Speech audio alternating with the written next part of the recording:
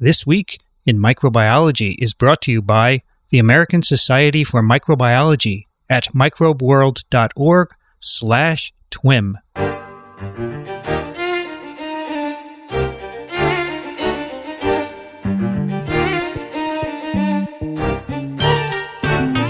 This Week in Microbiology, Episode 26, recorded January 26, 2012. Hi, everybody. I'm Vincent Racaniello, and you're listening to TWiM, the podcast that explores unseen life on Earth. Joining me today in our exploration from Small Things Considered, Elio Schaechter. Hi there. How are you? How are you out there on the West Coast? Well, it's 75 degrees. What can I tell you? It's okay. It's good that you have good weather. You don't hold it against me, do you? Not at all. Okay. Not at all. I'm happy to have you join us, in fact. You did your penance in Boston for many years. That's true. Yeah, that's what I'm told.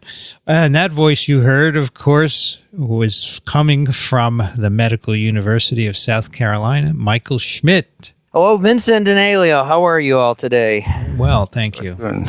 That is good to hear. How is it down there in South Carolina? It looks like it wants to rain, which we desperately need. You have political rumblings down there, don't you?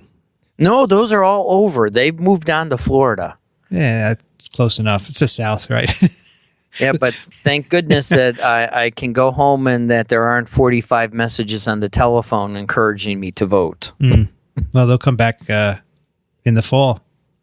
We can only hope. Yes. Well, today we have, as usual, two very neat papers. Today, it seems, we have focused on the microbiome in two different ways. Shall we start with your paper, Michael? Would you like to do that? I would. So we're going to have to retitle our podcast today, first off, by naming it This Week in Anatomy, because the paper I'm going to... you really have to put these microbes in the place that we're going to be talking about, and unless you really understand some of the jargon, it's going to be hard. And the title of the paper is The Application of Novel PCR Methods for Detection, Quantitation, and Phylogenetic Characterization of Sutterella species and the intestinal biopsy samples from children with autism and gastrointestinal disturbances. So first up, we have to set the stage and talk a little bit about autism and microbiology. Who knew that microbes could actually be implicated in something that heretofore was thought to be a developmental process?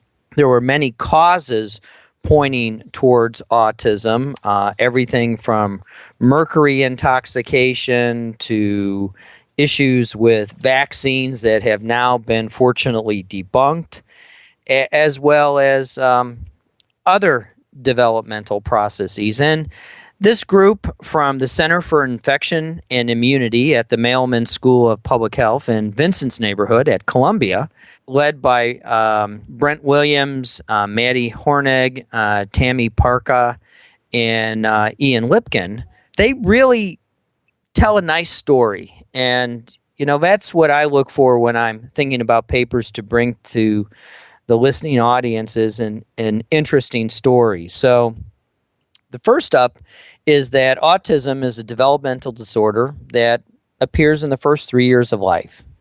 It impacts on the brain's normal development and typically manifests as a social/communication skills affects.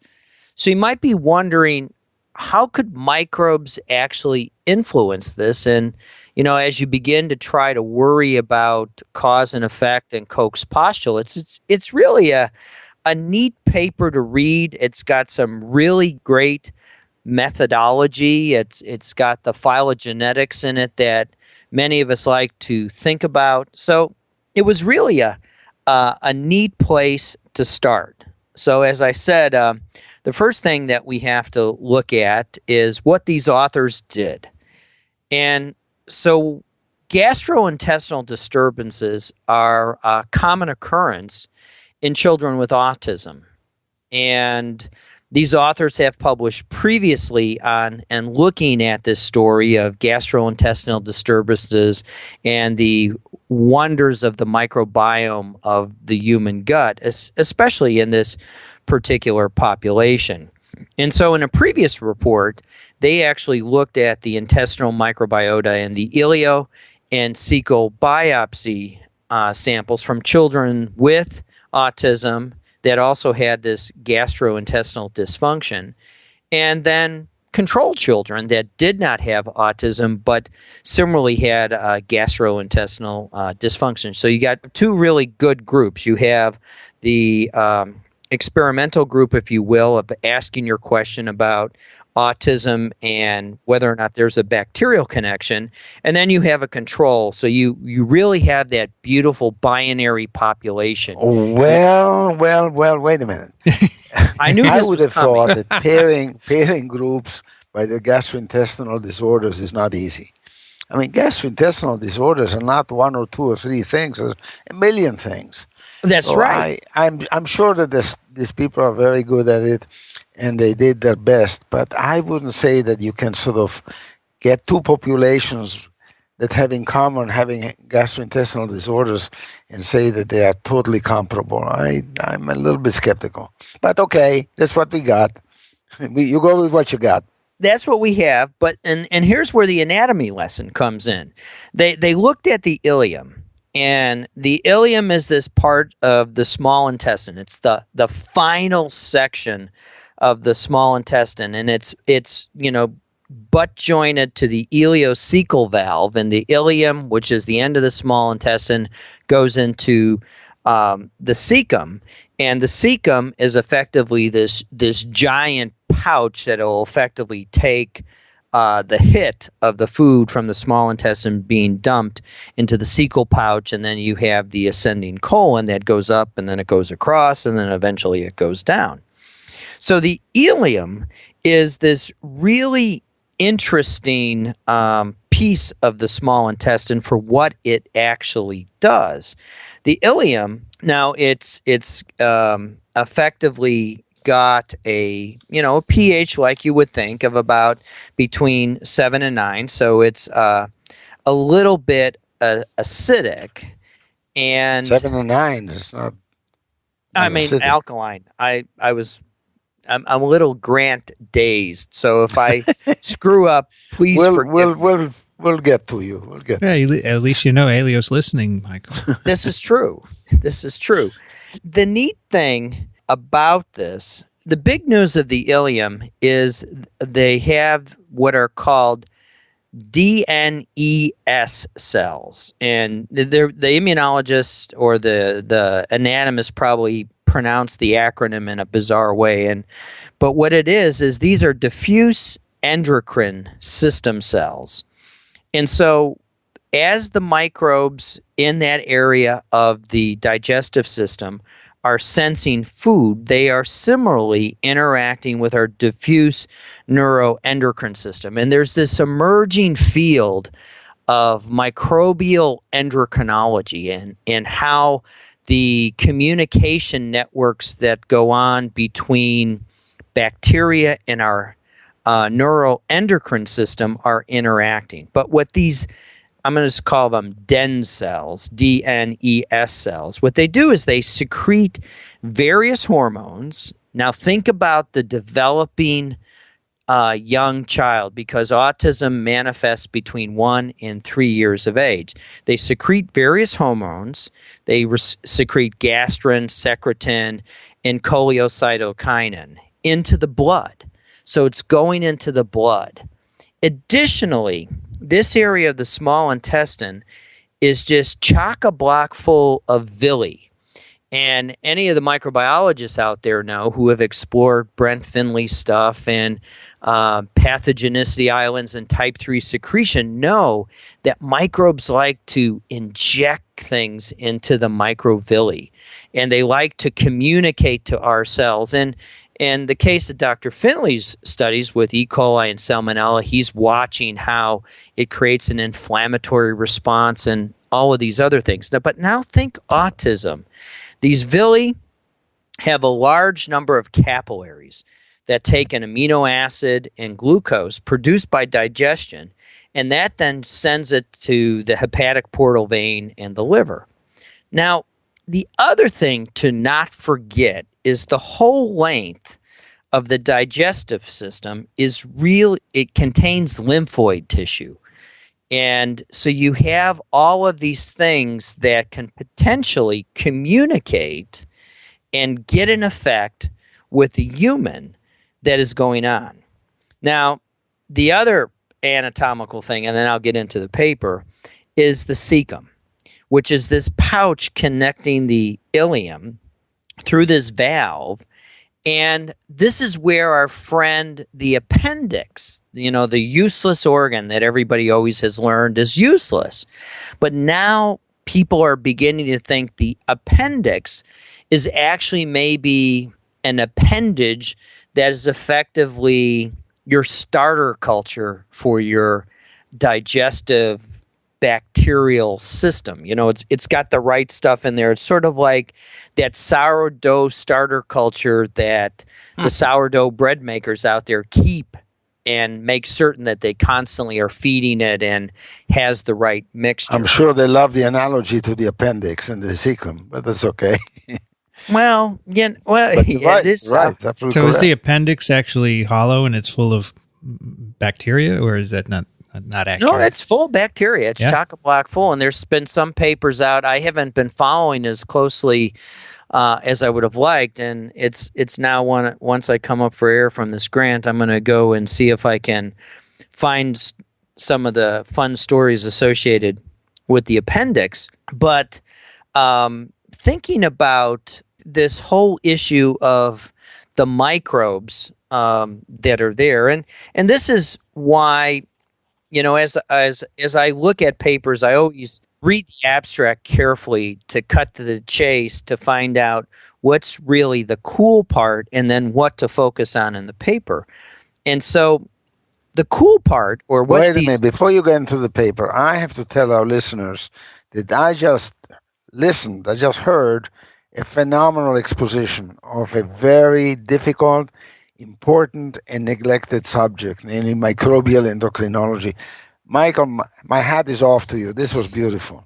I just learned a lot. Well, this is one of the things about going to the general meeting of the American Society for Microbiology. I go probably every year, and I always go to a session that I don't follow, because I try to learn something new.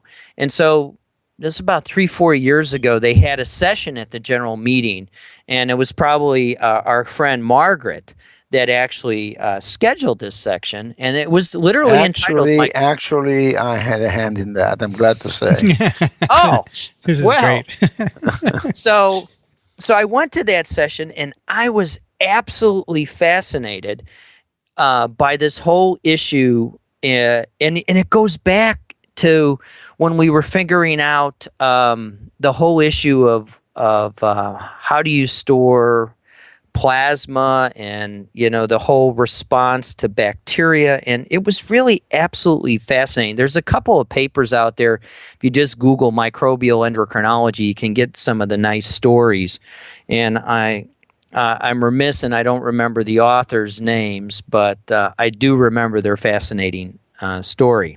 Is that why, Michael, they used biopsy so they could get to the cecum and the ilium specifically rather than looking at fecal microbiology? Right. Yeah. Yeah, and the Moores from Virginia Tech, this was a husband and wife team that were the consummate anaerobic microbiologists. And my hat is always off to microbiologists that work on organisms that are literally instantaneously killed by air. And we'll have more to say about that in the next paper that Elio has the pleasure of discussing. By the way, the person who organized that meeting should be given credit for this. His name is Mark Light. That's right. That's the guy's name. Yeah, and he's been pushing microbial endocrinology, and I've been cheering him on from the sidelines. I think it's really great stuff.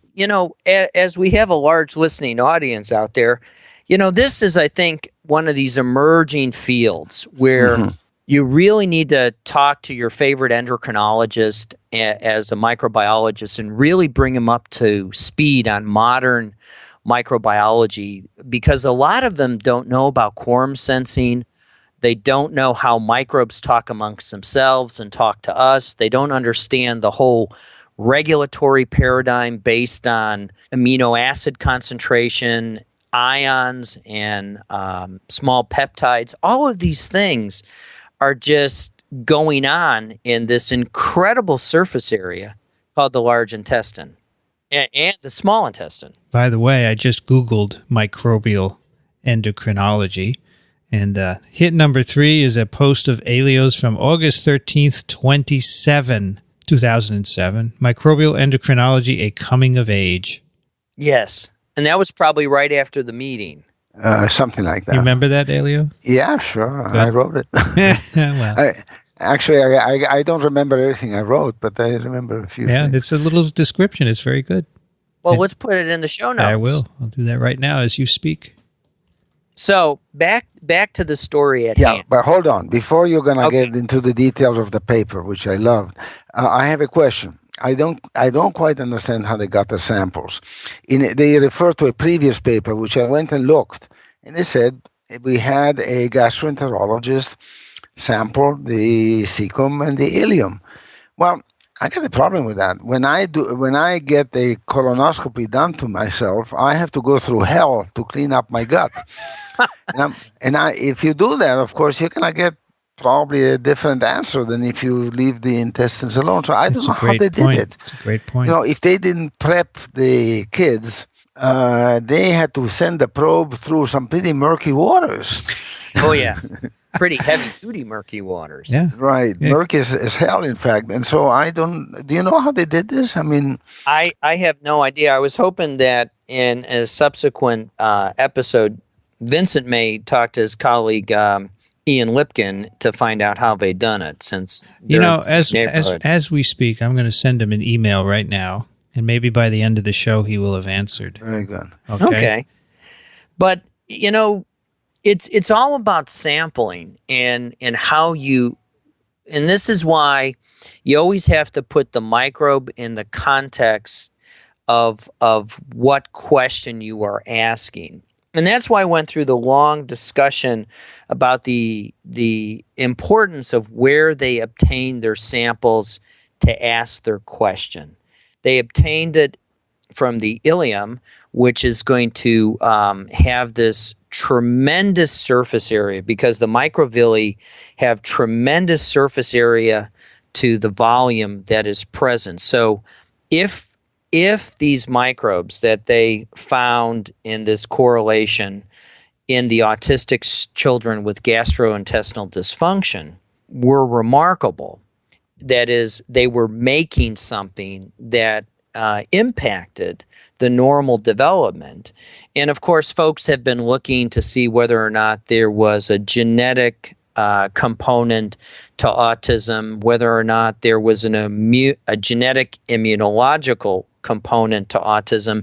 So all of these things have been going on for many years, and now the microbiologists have come into play to begin to look at what's going on. And so now they have the samples. They looked at 23 autistic children that had gastrointestinal upset, and they looked at 9 control children that had gastrointestinal upset.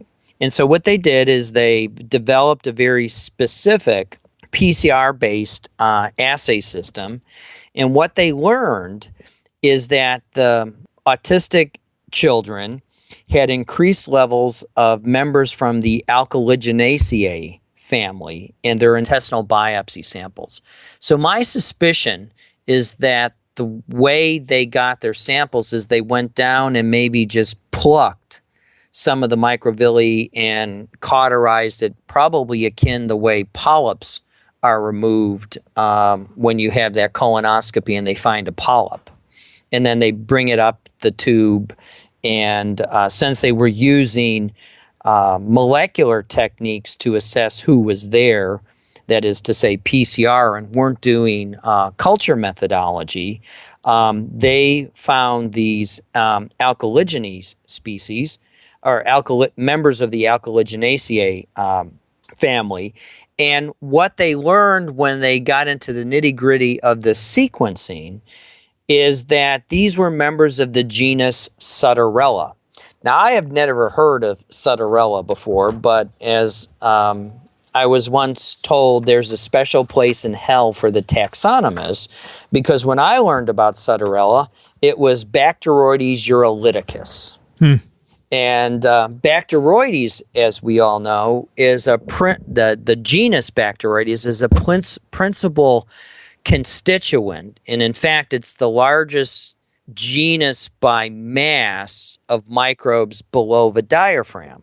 And so I didn't find it all that remarkable that they found a friend of Bacteroides in these things, but now, because of the wonders of 16S technology, because we are now able to begin to split bacteria into specific, if you will, functional domains, and that Sutterella is now able to be in this group. And Sutterella is a nitrate positive microbe. It's asaccharidic, so that means it will not ferment sugars. And the other curious thing, those of you who are culture aficionados and actually play with anaerobic media, it may pit agar. So that's, the wide world of anaerobe story. And, since we're talking about anaerobes. Wait a minute. I'm confused here. I read that the genus was proposed to accommodate Campylobacter-like organisms, not Bacteroides. Can we straighten it out? Campylobacter was called Bacteroides, actually. This is what I mean. Let me say. The genus Sutterella was proposed by Wexler et al. In 1996 to accommodate some Campylobacter gracilis-like organisms from human clinical sources. The organism consists of bile-resistant, asaccharidic, nitrate-positive, urease-negative, gram-negative rods that were phenotypically and genotypically distinct from Campylobacter, formerly Bacteroides gracilis. So what you said earlier about the place the taxonomists should have in the universe is absolutely correct. This is confusing. So this was something like a Bacteroides or something like a Campylobacter or something like either one. So it's confusing. But it is a microaerophilic organism. It's not a strict anaerobe, apparently. At least once that's what I read here. Yeah. Confusing, but it doesn't matter. For our purposes, this is an interesting bug. By the way, it is named after a distinguished anaerobic microbiology, Vera Sutter, who worked at the Wadsworth Anaerobic Center, I think, in Albany, isn't it? Mm-hmm. Yeah. Yes. So this is a good name. We'll stick with it because she deserves to have a genus to herself. That's right. And the Wadsworth Center actually deserves to be recognized as well. Because I said earlier, my hat is off to the individuals who have to try to cultivate these things, since we all live in an atmosphere of air. Mm-hmm. So, back to the story at hand. So, they developed a very specific PCR-based methodology for this, and it goes into great detail about the region of the 16S RNA that they were developing their PCR primers to. Principally, they were going after the V6 to the V8 regions. And the way I always try to explain to folks who aren't into 16S ribosomal RNA secondary structure is I say, take the most crazy subdivision you have ever been in, with all its curves and houses butting up to one another, and then cul-de-sacs, where you get the mutations in 16S RNA that still facilitate the structural pieces to maintain their activity. You get it in these loops, and these are these variable regions in which they're silent mutations can actually manifest themselves. And we, of course, as molecular biologists or molecular taxonomists, take advantage of these cul-de-sacs because you can effectively them different colors, and it really won't matter in terms of the activity of the 16S ribosomal RNA functioning. So they developed this PCR probe that was able to amplify, and they found high levels of the members of the genus Sutterella that were associated in 12 of the 23 autistic gastrointestinal disturbances children that they studied, but they were absent in 9 of the control children. And they, did the appropriate statistics, but being trained as a microbiologist where you can always have millions, once you get into small sample sizes, I begin to scratch my head and go to the web to reteach myself statistics to try to convince myself about the activity. The other remarkable thing associated with this new species of Sutterella wadsworthenthius that they found is that the autistic children were developing antibodies against this particular class of microbes. So anytime you begin to develop antibodies against something, that's highly suggestive that these microbes are communicating in not so good of a way with our immune system, in the sense that they're not being recognized as self.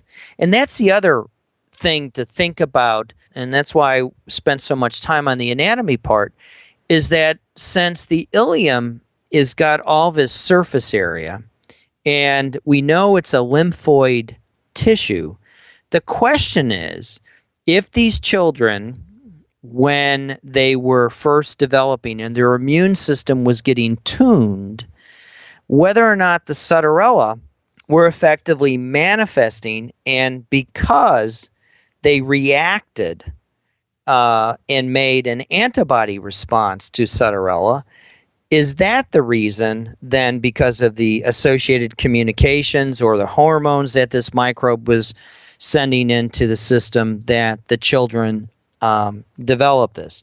Clearly, much more work needs to be done in this area to begin to go after, if you will, the Koch's postulate components. The other interesting thing that I learned reading the discussion from these authors is that Sutterella species have been isolated before from human and animal fecal material, and they've been isolated from human infections below the diaphragm. And I guess that's why I was calling it Bacteroides, because when I was learning my medical microbiology, it got drilled into me by an old microbiologist, is Bacteroides is the principal infection below the diaphragm.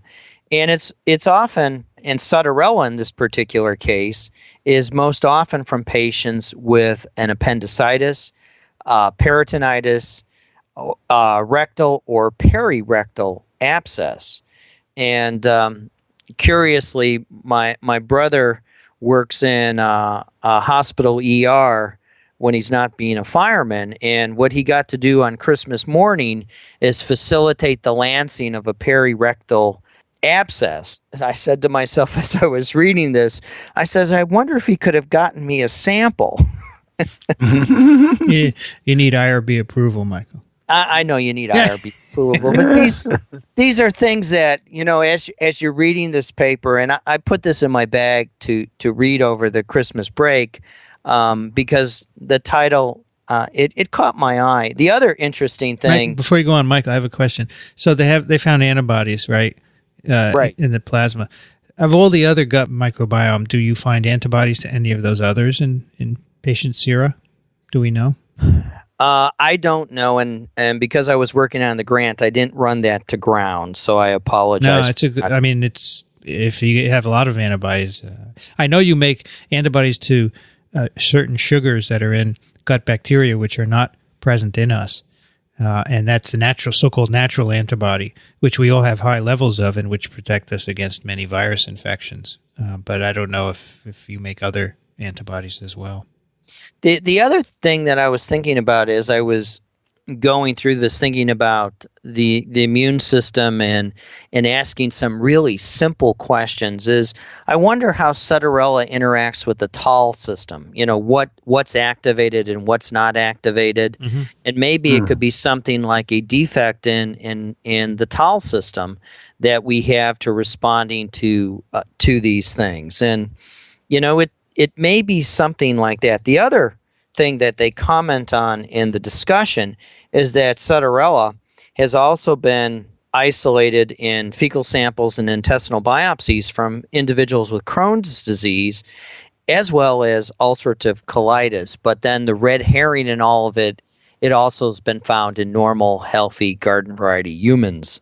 So, it's clearly something that I think this whole emerging area of how commensals are delivered to us when we're naive from a perspective of our immune system, as well as we develop and our endocrine system is reacting on a continual basis with our microbiome in our gut. I think this paper, for me, was a really great manuscript on providing me with some useful information about developing PCR primers and probes for anaerobes associated with the gut. So these are not culturable, is that correct, these Sutterella, or are they?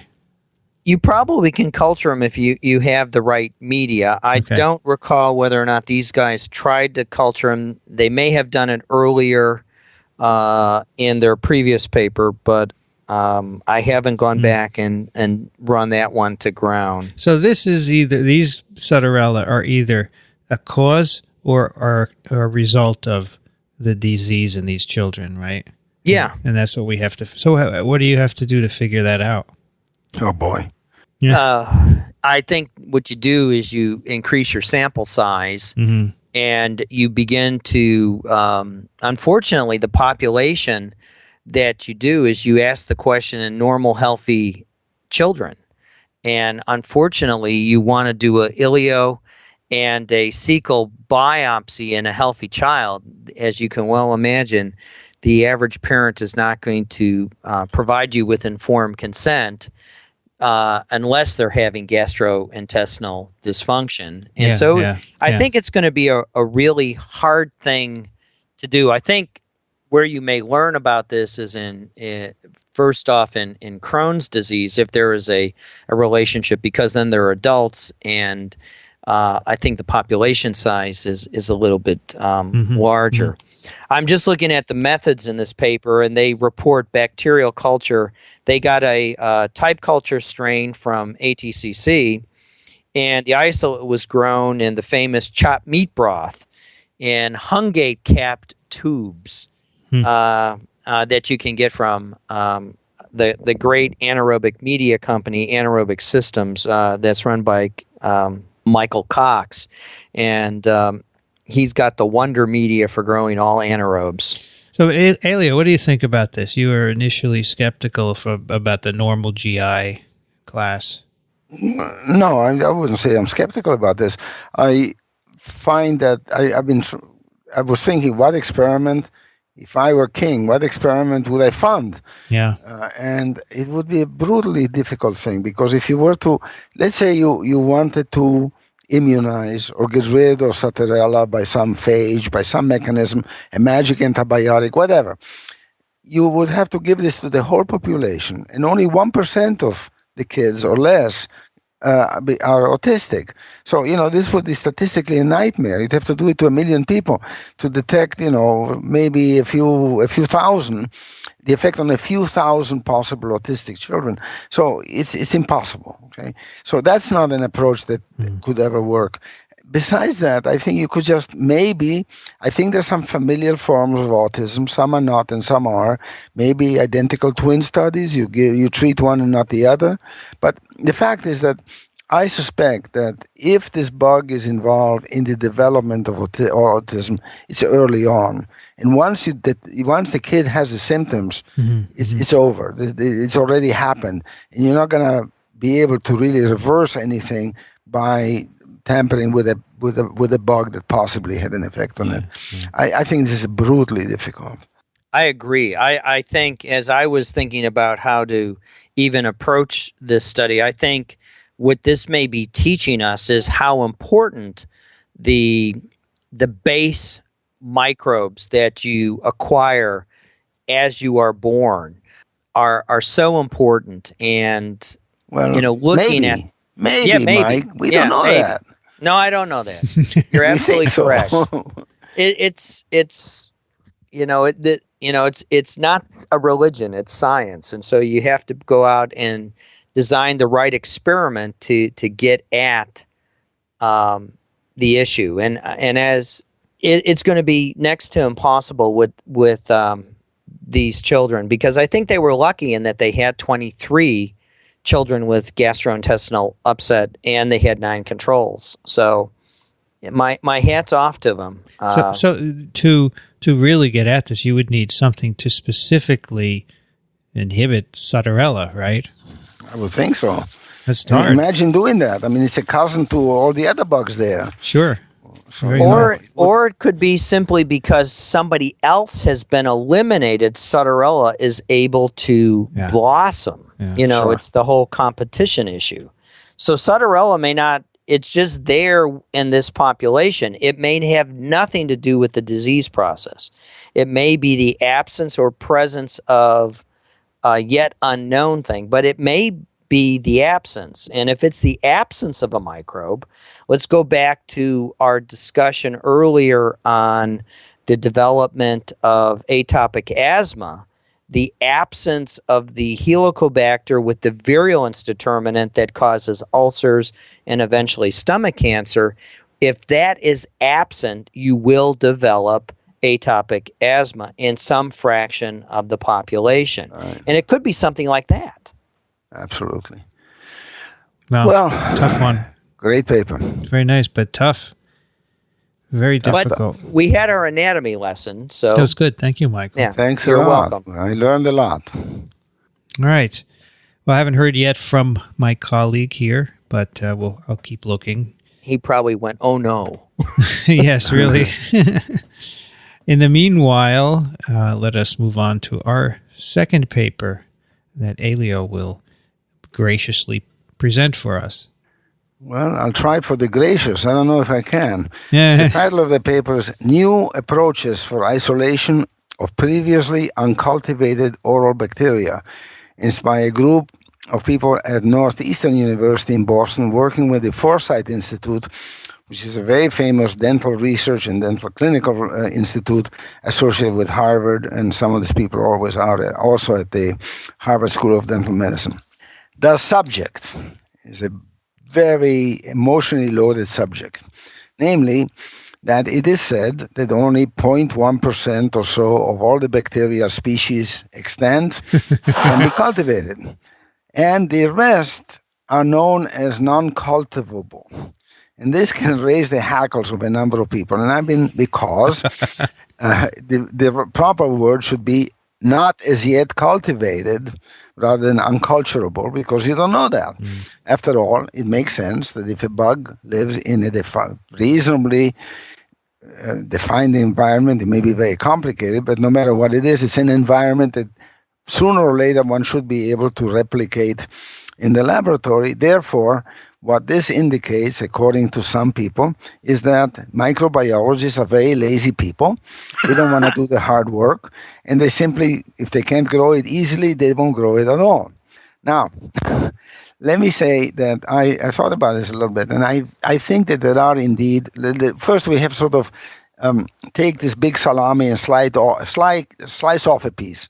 The piece of the salami I want to slice off is that there are, in fact, certainly organisms which are uncultivable, no matter what. And those are organisms that are generally endosymbionts or pathogens that are only, that grow in a host but have a reduced genome. An example of that is, of course, organisms like Rickettsia, chlamydia, the insect endosymbionts. Those guys will never be cultivated in a cell-free medium. It can be cultivated in tissue cultures, but not in a cell-free medium, because they simply don't have all the genes it takes to live independently. They take advantage of the host, to which they, in many cases, provide something in return, but they need something from the host in order to thrive. Some of these bugs have genomes as reduced as 150 kilobases, which is a pittance, and therefore there are indeed unculturable bacteria. There is also another class, which is not exactly unculturable, but it's unculturable in pure culture. And those are organisms that depend on living in a consortium. There are bacteria which oxidize methane. They produce hydrogen in the process. These are archaea. There are bacteria that siphon off the hydrogen, which is necessary because this is a thermodynamically very tough thing to do, to convert methane into hydrogen. So neither of them, certainly the archaea could not live without the bacteria around them. They're found in nature as clumps containing both of them. So there are at least two classes of organisms that cannot be cultured as in pure culture, at least. However, I think that the critics, or the people who believe that one can do better than we're doing, are correct. And there's a series of papers of people who've used a whole collection of very ingenious techniques, devices, gimmicks, if you wish, to make bacteria which have previously been uncultured, culturable. One more point. Let us guess that the number of bacterial species, however defined, let's not get into that, however defined, may be something like 1 million. What would happen if all of them become cultivable all at once? I think that microbiologists would go nuts. What are you going to do with all this? Yeah, it's a good problem to have, though. It's a good problem to have. The other thing is, like of course, viruses, Vincent. There's a special place in hell for the virologists who keep identifying new viruses to drive us all crazy. Right. But in addition, there is also, when we discuss the purpose of cultivating things, we also should take into account that there is a grand alternative. And the grand alternative is to study the non-cultured species by devices like metagenomics. And I'm really sorry that Jo Handelsman is not with us, because she is the author of, she invented the term. She is one of the deep thinkers in this field, and she would contribute greatly to what we're talking about. Now, metagenomics is not the same as having a bug in a test tube or on an agar plate. However, I would maintain that it can lead to a lot. In fact, one can also get whole sequences of organisms that have not been cultivated. And I think this has been done. There are techniques available now for sequencing a single bacterial cell. So I'm not sure I know. Maybe, Michael, you would know how many sequences have been derived from non-cultivated bacteria? It's a large number. Norm Pace alone has more than his fingers and toes, I think.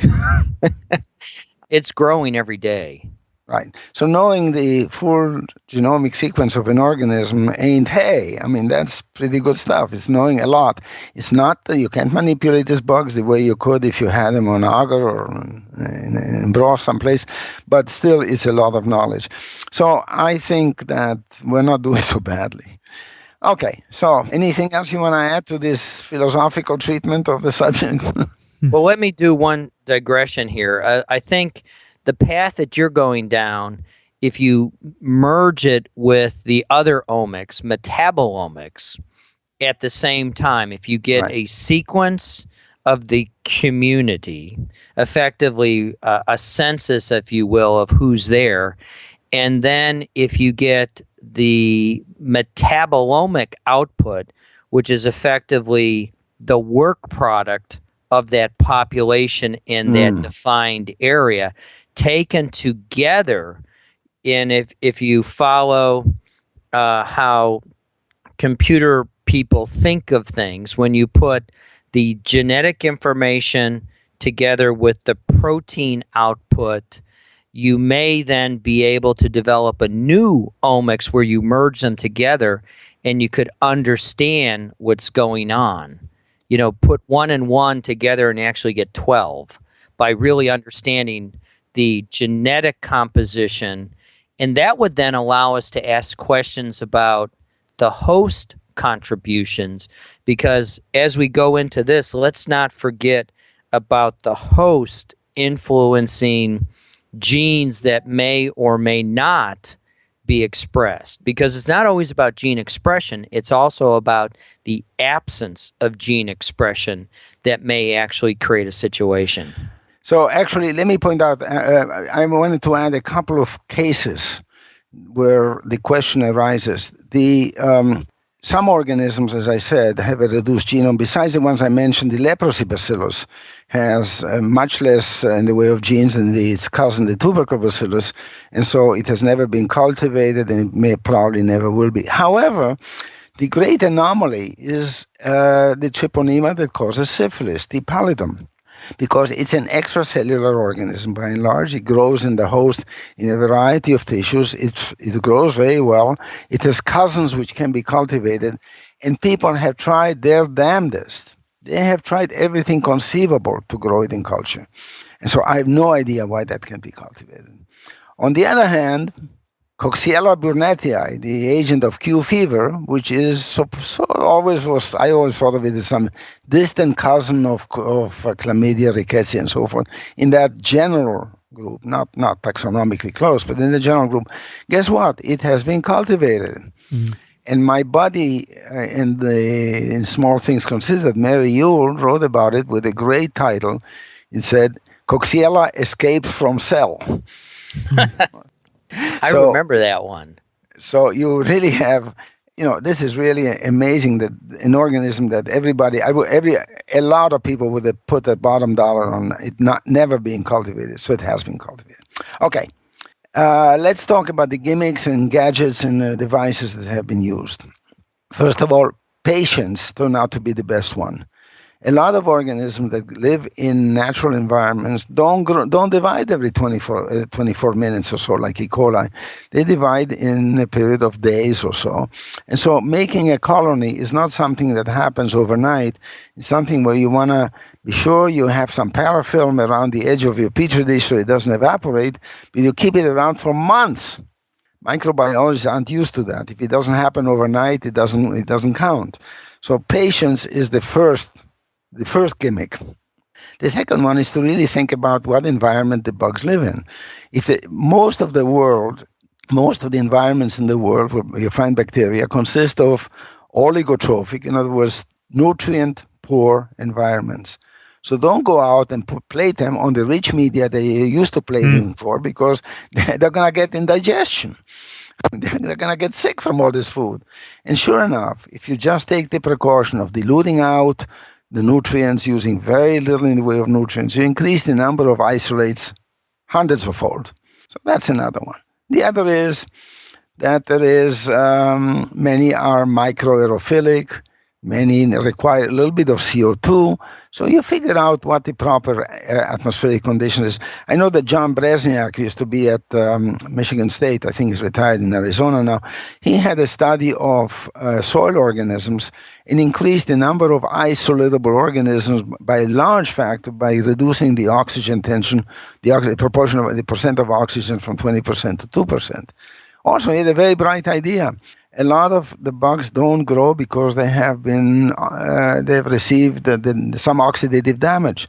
So add some catalase to the medium, and bingo, up goes the number of things you can grow. So there's all kinds of things like that.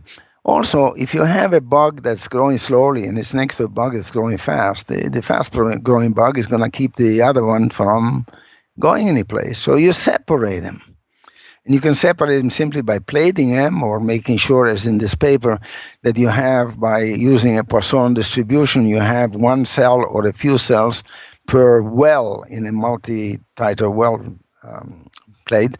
Or something that I like very much, you can take bacteria, a suspension containing bacteria, and micro-encapsulate them in some goo where you have on average one bacterium per drop.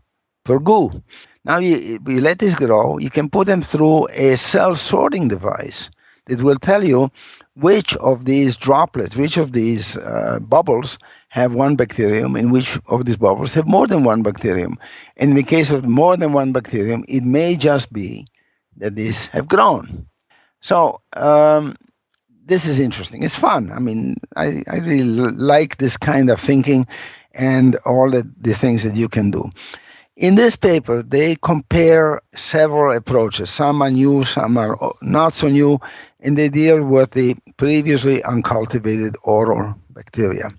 So, in the mouth are something like 700 species, about of which roughly half have been cultivated. By the way, that's a nice percentage compared to other situations. In the best place in the human body to find cultivable bacteria is the skin. In the skin, about 90% of the bacteria that are there can be cultivated.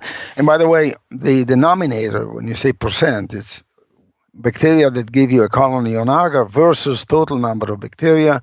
And the total number of bacteria typically is estimated under the microscope as particles. And by the way, that takes me back, something I wanted to say earlier. When you say that 0.1% of the bacteria can be cultivated, are you sure that when you're looking under the microscope, you're looking at live bacteria? Yeah, sure. Okay? So most bacteria probably are dead. Well, now they have these newfangled vital stains out that depend on an energized membrane. But I always wonder about anaerobes, because if the redox is set improperly on the dyes, you may call them dead. And so again, you got to go back and know your redox of the membrane system that is dumping the waste electrons, because the vital dyes effectively are asking the question, can you give me an electron? Right, exactly. So there you go. So we don't know what the denominator is of the total number of particles which you can estimate through the microscope or other devices. You don't know how many are alive. And by the way, the term alive is also fighting words. Mm-hmm. There's a thing called viable but not culturable bacteria, which is I think a somewhat fuzzy term that the authors of it know exactly what they mean, but it refers to bacteria that essentially can be rejuvenated by some device, but normally will not give you a colony. And there is a case of a micrococcus where somebody had found a protein called the resuscitation promoting factor. The author is Mukamalova, and this is a protein in Micrococcus luteus. So sometimes you can identify something which resuscitates that bacteria. My point here is that when you deal with percent of bacteria that can be cultivated, these are not hard and fast numbers. But let me come back to the paper. The paper talks about a variety of techniques. The main one is simply comparing techniques, some, as I say, some old, some new. A nice one which they use is what they call a mini trap. They take a little a set of plates, tiny plates, and they separate them. They make a space out of them by coating them with membranes. So they have a chamber that contains sterile agar and is separated from the outside by membranes. And you can put this inside of a dental device, which you stick into the palate of people. Apparently, it's not a big deal. You fix it with super glue. Yeah, you fix it. So anyhow, you fix it, and people. I guess it doesn't bother people. It's made to order, by the way. You don't buy these plates; they make them for you. And so you ask people to go about the business. They're told they can brush their teeth but not floss. Then after a couple of days, you remove this, and in this chamber, you find that there is a larger number of bacteria, and that if you take these pre-grown bacteria, which were grown in an environment which at least vaguely, maybe more than vaguely, resembles a natural environment, that the percent of cultivable bacteria goes up by a large factor. So that now pre-growing bacteria in a natural environment seems to be a way of giving them a head start. It may be as simple as the inoculum size has to be large in order for bacteria to grow under laboratory conditions, something like that. Why is there no flossing? Because you don't want to liberate bacteria from the teeth, I guess? That's exactly, I think, the case, because you're effectively debriding the area, introducing microbes from an anaerobic area. And since this is a trap, you may end up trapping them, and you'll end up playing capture the flag, and you'll get organisms that normally aren't there. Okay. One thing, since we've taken a stop here, is I really want to commend the editors of AEM. This is a time when methods are important, and they didn't send us to the supplement to read this method. It's all there in the paper. Yeah. And methods have gotten often too short in many of the papers, so it's very challenging for individuals new to the area or even individuals experienced in the area to go on the scavenger hunt to find how they did something. And they have great pictures showing you this mini trap in the dental appliance that goes into the patient's mouth, and it really is written extremely well, and you can really almost follow along how the dentist is putting this device into you and then seeing how flossing would cause problems. So I really want to commend the editors for not sending us to the supplement. So, Elio, you could do this with your intestinal microbiota, I guess, right? It's harder to get maybe. Listen, the upper reaches of the large intestine and the lower reaches of the small intestine are really hard places to get to. In at least in patients, unless you prep them, unless you do something to them. So I don't know. I think you'd have to probably be an ambulance chaser and go look for autopsy cases or something like that to really get material. Well, here's an idea. You know, they have this colonoscopy camera pill that you take. So look at this little mini trap chamber, and microelectronics have gotten so small, you would time it so that you would ingest it. You know how long it takes to dump out of the stomach, and then the chamber would open its door when it would be in the right spot, and then it would close its door after the spot. That's dynamite. That could be stock. Can I buy stock in your company? I have no idea. You know, we have to find startup funds, but you know, this is why I think these two papers go so well together. They do, don't they? Let me sort of conclude. Get you to one of the starting facts. So they found that pre-growing in vivo helps. Growing unimpeded by neighbors that grow faster than you helps. Using proper anaerobic conditions helps, and so forth. So, and using the right media, all that is good. The conclusion that is sort of really interesting is that when you compare the number of new isolates that you get by different methods, by the trap, by using single cells, by using enrichment techniques, they do not overlap. If you have the paper in front of you, or if the readers want to go to it, it's figure 5, and it shows you that there totally different bugs will grow under one condition than on the others, meaning that the conditions you're using are selective, have a selective value. So it is not the case that if you get a bug to grow under one condition, it's going to grow under another condition. This says that if you're really serious about getting as many bugs to grow from your sample as possible, you have to use a whole lot of different approaches, maybe even more than the 3 that they have. So different bacteria will respond by growing to different conditions. I didn't know that. I wouldn't have expected that. I thought if they grow under one condition, they'd grow under another condition. But it makes sense from your earlier discussion about interspecies hydrogen transfer. It's not surprising that you don't get all the same bugs in single cell in a single cell, because if you require interspecies hydrogen transfer to grow and your friend is absent, you're dead. Right. So, Elio, do they have now cultures, pure cultures of each of these 30 new bacteria that you could then take and grow and study? Right. Yeah. Right.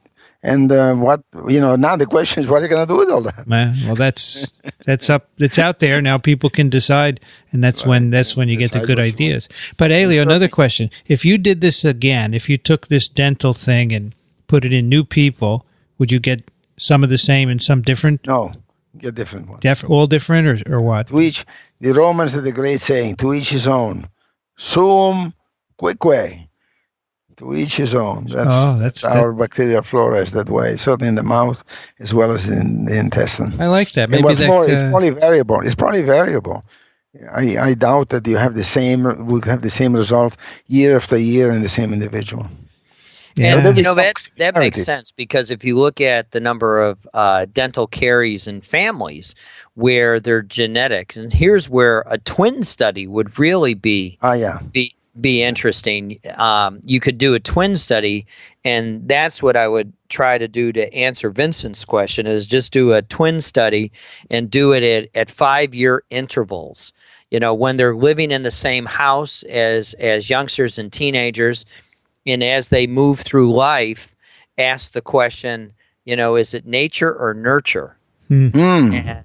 And you could really get some. And so I think this little trap, this mini trap, is really a pretty neat way to help us begin to decipher all the stuff that's coming out of the microbiome project, and really make some sense out of, okay, I just found this new bug. What does it mean?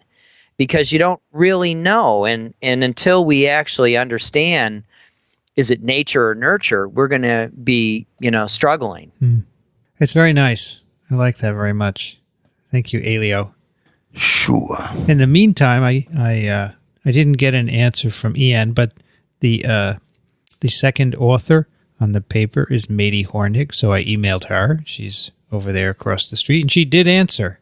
Oh, good. So she said, I asked her, did they give these kids standard colonoscopy preps? And she replied, yes, they did. Standard pediatric colonoscopy prep. The short answer is that we don't know, but it is biologically plausible that there could be alterations due to the high salt concentration, and also the possibility that microbiota that are less adherent to the intestinal wall might be preferentially excreted. As with the relationship of diet to microbiota, there may be some enterotypes that are more or less responsive to these sorts of changes. There are also some who speculate that the PrEP might have longer-lasting post-colonoscopy effects on the intestinal microbiome, not studied yet to my knowledge. As we see with diet antibiotic use, one might imagine other potential influences: chronic constipation, chronic diarrhea. I wondered about that. I recently had one of these wonderful procedures, and having been thinking a lot about bacteria recently, I wondered if, I guess it doesn't thoroughly remove everything, so you could have a recolonization based on what's there, but maybe it could be different. Who knows, right? Right. Well, it really is a remarkable event. I mean, you move all this material out, and yet you're still able to eat. Yeah.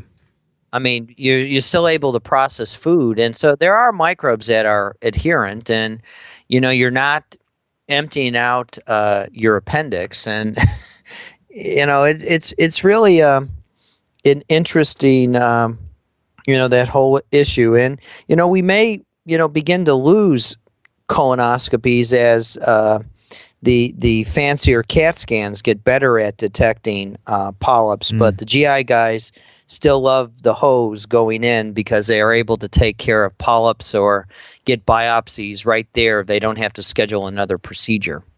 Yeah, they do like them, and they do get the couple $1,000 each.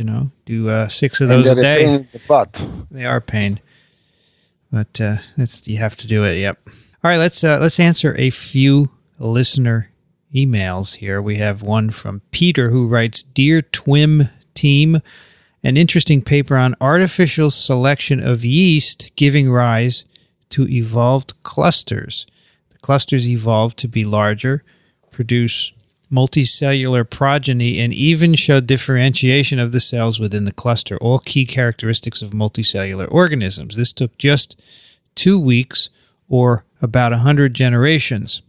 And he cites a PNAS paper Yeah. Experimental Evolution of Multicellularity. You're familiar with that, Elio? Yeah. I read it, and it's certainly, I tell you, it's fun. I mean, this is cute. How did they get these variants? Well, they just let the suspension of yeast sit in a test tube, and the ones that drop to the bottom were multicellular or were clumps. So all of a sudden, you keep doing that, and you end up with things that look like real clumps. The crux of the paper, now clumping exists in microbiology all over. I mean, think Staphylococcus, it's a bunch of clumps. But the important thing here, or the interesting thing here, was that the clumps divide. In other words, these guys don't go through a process of separation and each cell doubling and then making a clump of its own. The clump doubles. The clump divides. So that would be a necessary condition for being multicellular. Otherwise, if you go through back to a unicellular stage, it doesn't count. However, what's missing here is that it's probably not obligatory. And there's a problem. There are flagellates, Volvox-like flagellates, that clump and make a colony. They make a genuine, visible colony. However, the individuals then swim off and they can start over. So how multicellular is that? Well, it is multicellular, but you really would like to see, for the development of multicellularity, the term obligatory to be tossed in. So I think this is a great paper. It's on the way, but I don't think it's a whole story yet. If you're interested in long-term or short-term evolution, depending on how you think about it, I'm always reminded of that experiment of Rich Lenski at Michigan State, where he started with 12 identical E. coli populations, and he's, I think, now reached his milestone of 50,000 generations in 2 years ago, February 2010. And we always discuss this paper with a graduate student about how, he's growing them in various defined minimal growth media, and each day he transfers 1% of the population to a new flask, and he asks then the question is, about the populations that have gone spontaneous mutations and looking at these things. And he's got, distinct classes. And it's a really neat way of thinking about generations and time and the whole buildup of silent mutations or point mutations that can occur in genomes. So how do you refer? Yeah, but how is this related to what we're talking about? Well, I mean, he was talking about short-term evolution, and that's what triggered my. Okay, yeah, that's true.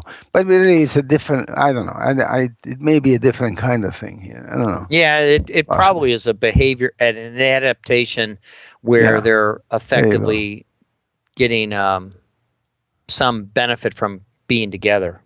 There you go. So Peter sent us a link to a movie. You can see these clusters dividing. Right. And then he writes, "Well, this is very interesting. I would be very wary of reading too much into it. How do we know that single-celled yeasts have not evolved from earlier multicellular forms? This could be an innate, previously evolved trait that enables the yeast to develop to a multicelled form with relative ease."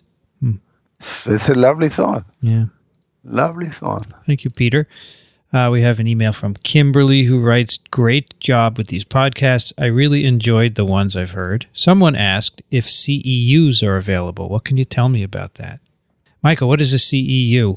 Continuing Education Unit. And so that is a lot of paperwork. Any of us who have ever done continuing medical education, CMUs, or continuing education units.